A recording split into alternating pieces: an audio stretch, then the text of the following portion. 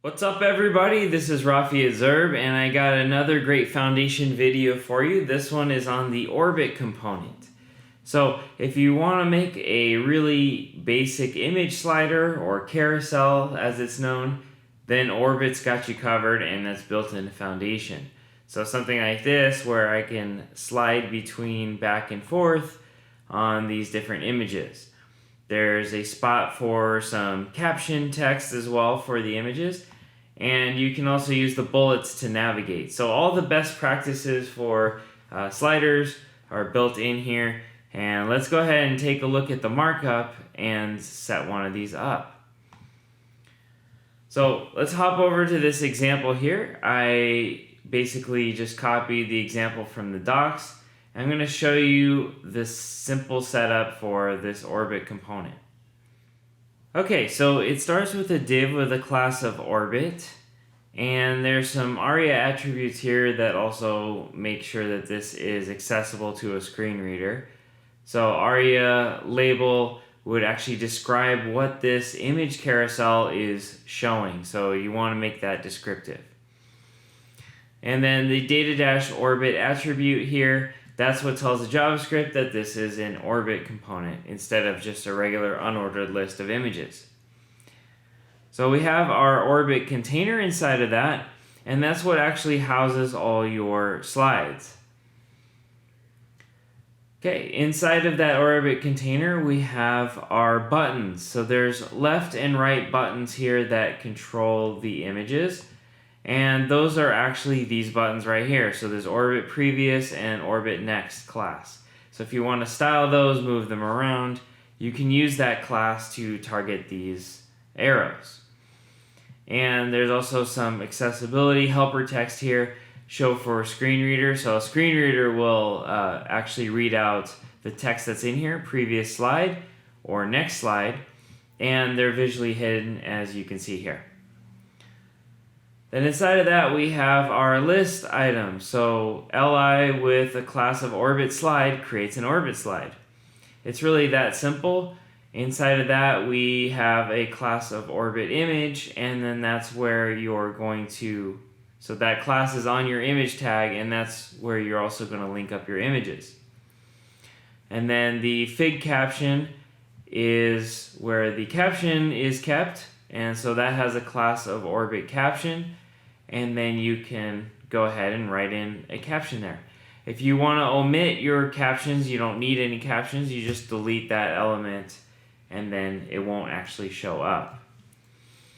So the other thing that you can set up on this is the isActive class. So the isActive class determines which one of these slides is going to be visible first.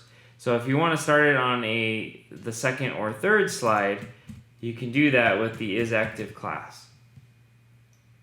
So here I set it up on the third slide, and the slider loads on the third slide, and then it continues to go through its cycle. And it will repeat back to the first slide, but it remembers which slide is first based on where you put the isActive class. If you don't use an isActive class, then it's going to default to the first slide anyways. And then the orbit bullets are these bullets that are down here that you can control the slides with. This is a nav tag with a class of orbit bullets. It's basically a navigation. And then we have our buttons. So again, the isActive class is used to designate which one is starts first. And then we also have some attributes here. Data-slide 0, data-slide 1, data-slide equals 2, data-slide equals 3. So if you add more slides, then you want to add more bullets.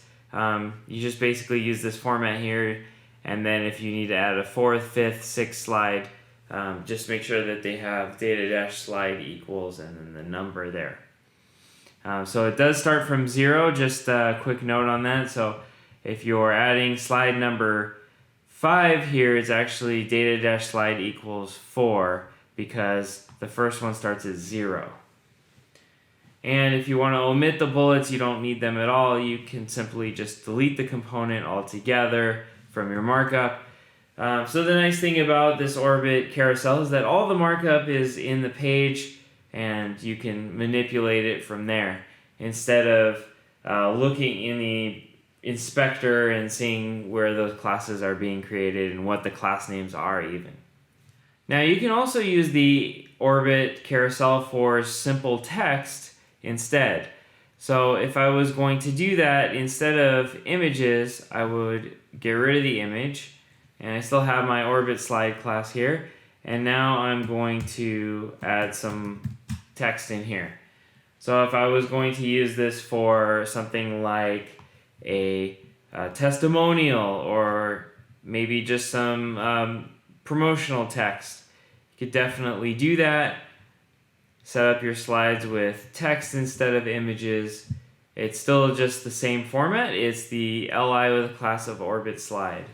And now we can cycle through all of our text.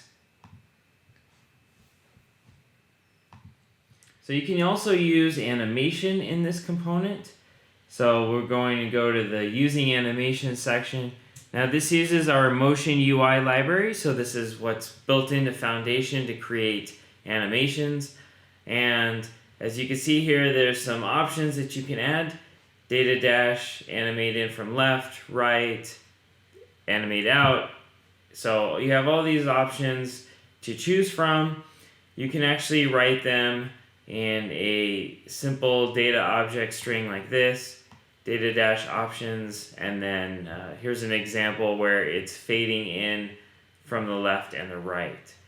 So you can change those animations. You can customize Orbit to do a lot of different things. If you need something that is a little more powerful than Orbit, then there's other ones out there like Owl Carousel or Slick Carousel. They're excellent. So you can check those out. Otherwise, Orbit has all the basics built in, ready to go. There's even some settings in the SAS version that you can use to quickly theme it any way you want. Now, we teach about all the Foundation components in our Intro to Foundation class, so that is the fastest place to learn. So make sure you check out the link below for the class. And that concludes our lesson on Orbit. Thanks for watching.